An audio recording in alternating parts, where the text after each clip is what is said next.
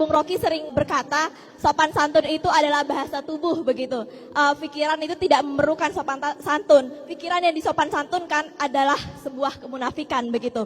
Saya ingin bertanya bagaimana sebagai seorang mahasiswa yang memiliki aturan di kampus dan lain sebagainya, namun bisa dengan aman atau dengan bebas juga mengungkapkan apa yang ada di pikiran kita. Karena kalau tadi kita kutip Bung Rocky sering bilang, pikiran itu tidak memerlukan sopan santun begitu. Bagaimana cara kita tetap aman dalam mengungkapkan pikiran kita tentang pendapat-pendapat kita kayak gitu Bung Rocky. Terima kasih. Oke, terima kasih.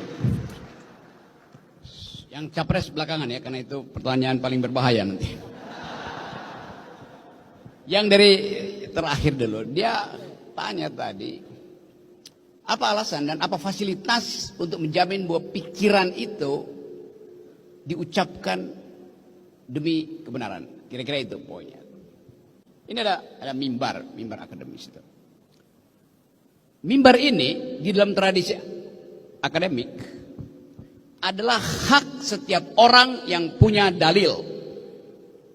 Itu disebut mimbar akademis. Ini bukan mimbar guru besar. Karena banyak juga guru besar di Indonesia yang otaknya kecil itu.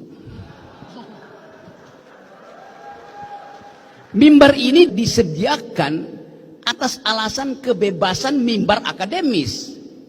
Jadi siapapun yang punya dalil, dia bebas menggunakan mimbar ini. Mau profesor, mahasiswa tingkat 1, kalau Anda punya dalil, Anda pertanggungjawabkan dalil Anda di mimbar ini. Karena mimbar ini bebas intervensi politik. Itu dasarnya tuh.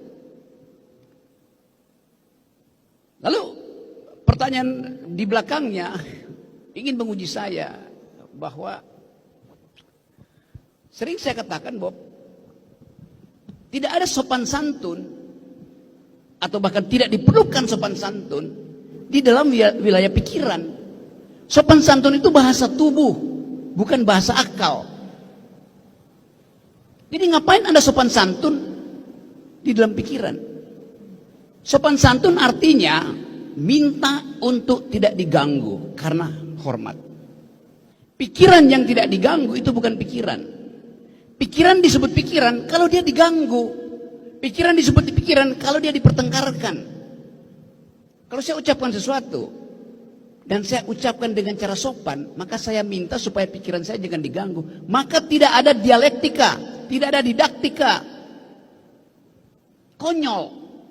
Anda pikiran Anda harus sopan dan santun dong. Ngapain sopan dan santun? Itu artinya Anda tidak ingin pikiran Anda mengganggu orang lain. Padahal pikiran akademis dimaksudkan untuk diganggu. Anda nulis disertasi dan seumur hidup disertasi Anda simpan di perpustakaan, nggak ada yang baca. Artinya tidak ada pertengkaran pikiran. Pikiran harusnya menghasilkan pertengkaran pikiran. Jadi nggak boleh sopan kalau berpikir.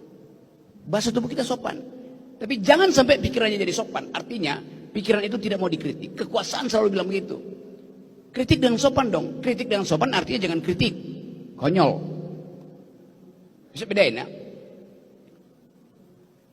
Jadi jangan pakai kesopanan di dalam berpikir. Di dalam komunikasi kita sopan.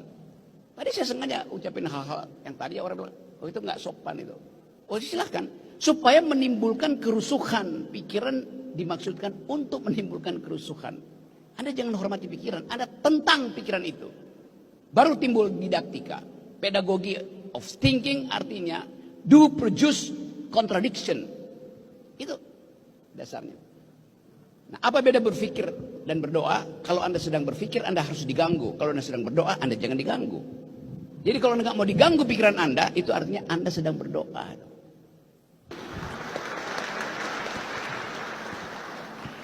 Kan itu dasarnya kan. Sekarang kita takut berpikir. Akibat takut berpikir, maka kita menulis dengan cara yang buruk karena mau menyembunyikan kritik gitu. Anda takut untuk dosen Anda ada di depan kelas, Anda takut untuk kasih dia kritik. Artinya Anda menambahkan kedunguan. Dosen mesti kita kritik. Rektor mesti kita kritik. Kalau kebijakannya menyimpang dari prinsip-prinsip kebebasan akademik. Karena itu kemarin saya usulkan supaya ada hari anti rektor. Bisa aja. Karena itu pentingnya duel argumen. Supaya kita tidak menyembunyikan sentimen, sebaiknya argumen itu diekspos habis itu. Kan jujur. Ini argumen saya, silakan kritik. Menimbulkan kerusuhan tidak. Argumen pasti menimbulkan percakapan. Yang menimbulkan kerusuhan itu sentimen. Oke.